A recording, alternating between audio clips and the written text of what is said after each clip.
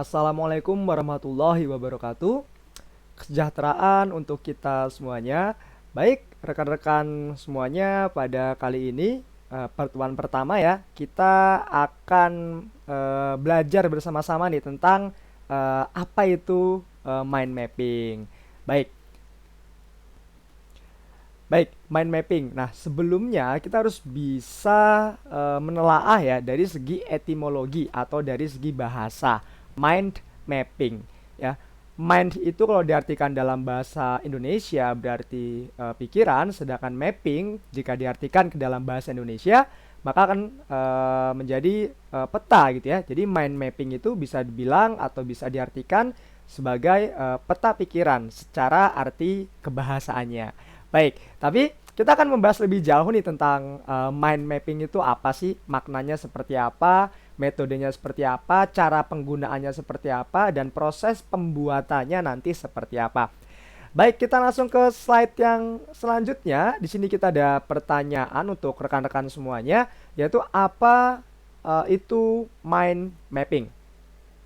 Baik, jika diartikan mind map ya atau mind mapping itu adalah suatu cara untuk mengorganisasikan dan menyajikan konsep, ide, gagasan, cita-cita, keinginan atau informasi lain dalam bentuk tulisan, gambar, dan diagram ya, agar dapat dipahami dan diikuti secara jelas dan juga efisien. Jadi teman-teman semuanya, mind map atau mind mapping ini adalah suatu metode ya untuk mengorganisasikan dan menyajikan konsep, ide, gagasan ya dalam bentuk eh, informasi yang berupa gambar, diagram, simbol, logo agar mudah diingat dan agar lebih terfokus pada tujuan pembahasannya ya.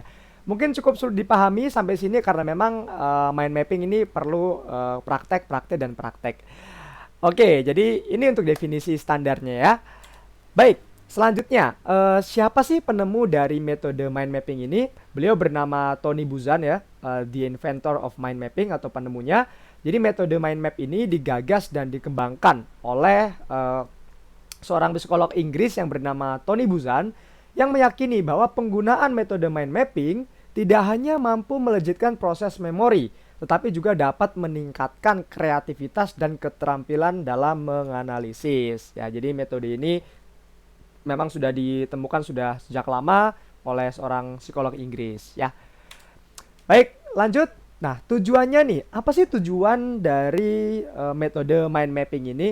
Baik, tujuannya adalah untuk mengarahkan subjek atau pelaku atau seseorang ya untuk memiliki target yang jelas, membantu fokus pada target tersebut dan juga mengerahkan segala usahanya untuk mencapai target tersebut. Ya, ini konsep dari mind mapping, teman-teman semuanya. Ya, jadi dengan membuat mind mapping, segala sesuatunya akan lebih tertarget, lebih fokus dan lebih ringkas, ya. Sehingga kita lebih mudah dalam merumuskan target-target apa saja yang ingin kita capai. Kita juga lebih mudah dalam mempelajari hal-hal apa saja yang ingin kita pelajari karena lebih ringkas, lebih fokus dan juga lebih tertarget. Baik, kita ke slide selanjutnya. Manfaat dari mind mapping itu apa saja sih manfaatnya? Tentu ada banyak, bisa dibaca di slide yang ada di sini.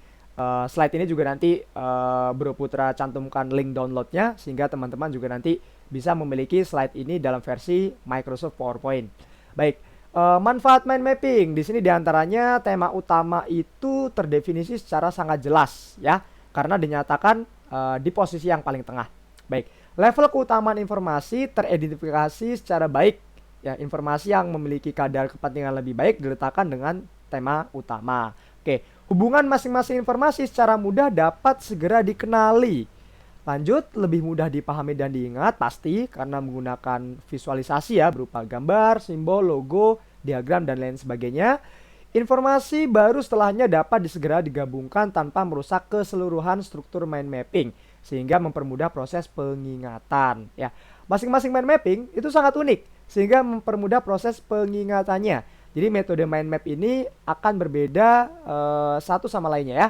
Jadi tata cara membuatnya sama, tapi peletakannya, terus juga nanti cara menggambarnya dan lain sebagainya akan ada hal-hal yang mungkin berbeda satu dengan yang lainnya.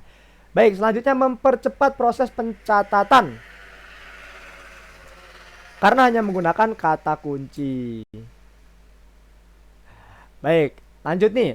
Cara membuat mind map tentunya ini berbasis teori ya, akan sangat sulit jika memang hanya secara teori, tapi nanti akan kita praktekkan ya di pertemuan kedua tentang tata cara membuat mind map itu seperti apa. Baik, bisa Bro Putra bacakan di sini, pastikan tema utama terletak di tengah ya.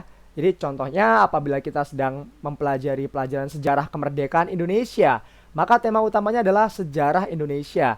Itu ditaruh di posisi yang paling tengah. Nah, dari tema utama akan muncul tema-tema turunan yang masih berkaitan dengan tema utama. Misal dari tema utama tadi sejarah Indonesia, maka tema-tema turunannya dapat terdiri dari periodenya, wilayahnya, bentuk perjuangan, dan lain sebagainya. Semakin lengkap, semakin bagus.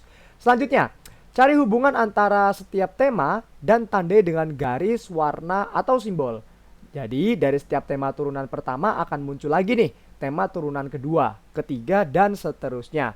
Maka langkah berikutnya adalah mencari hubungan yang ada antara setiap tema turunan. Gunakan garis, warna, panah, atau cabang, dan bentuk-bentuk simbol lain yang menggambarkan hubungan di antara tema-tema turunan tersebut.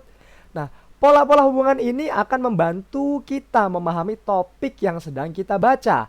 Selain itu, mind mapping atau peta pikiran yang telah dimodifikasi dengan simbol dan lambang yang sesuai dengan selera kita, itu akan jauh lebih bermakna dan menarik dibandingkan peta pikiran yang miskin akan warna, gitu ya. Jadi, dalam membuat mind map, jangan ragu bermain simbol, warna, gambar, karena itu akan membantu otak kita ya untuk fokus dan lebih tertarik ya dengan mind map yang kita buat.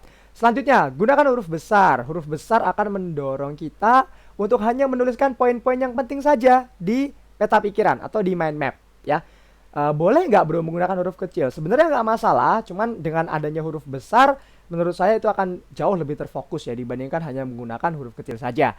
Baik, membaca suatu kalimat dalam gambar akan jauh lebih mudah apabila dalam huruf besar dibandingkan huruf kecil.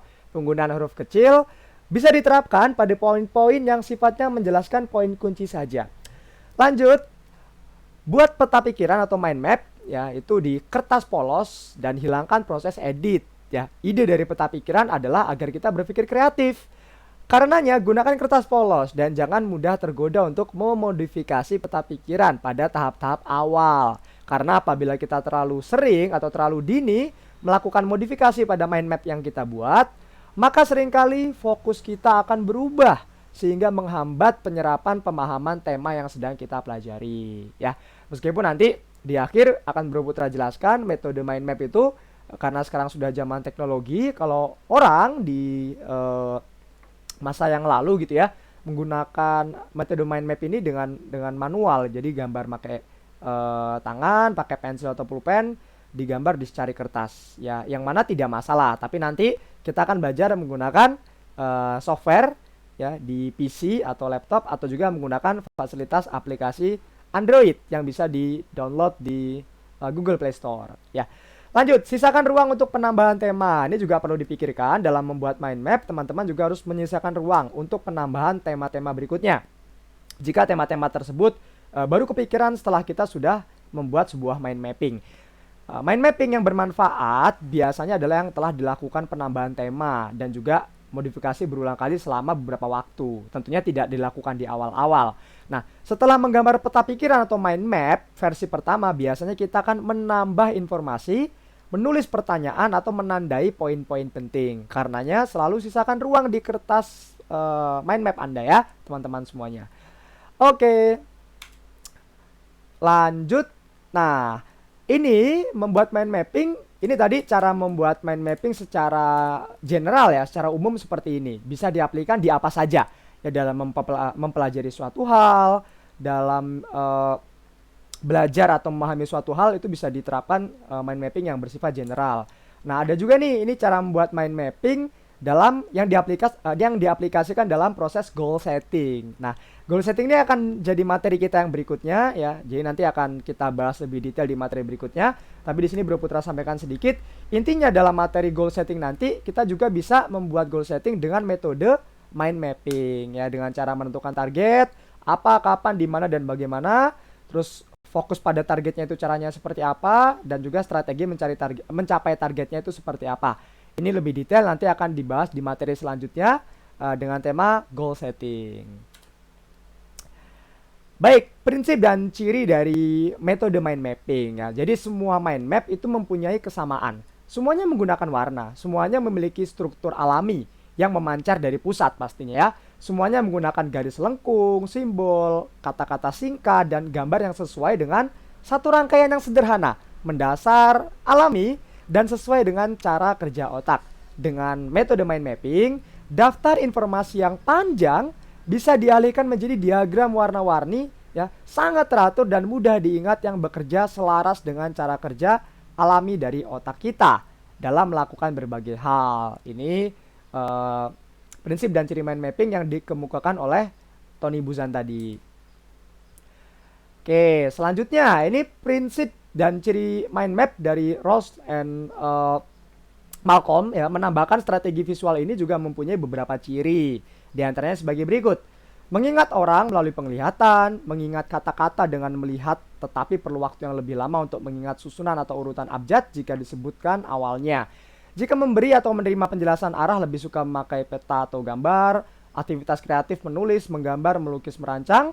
Mempunyai ingatan visual yang bagus, di mana ketika kita ingat saat meninggalkan sesuatu dalam beberapa hari yang lalu. Ini prinsip dan ciri mind map, pendapat dari Ross and Malcolm di tahun 2006.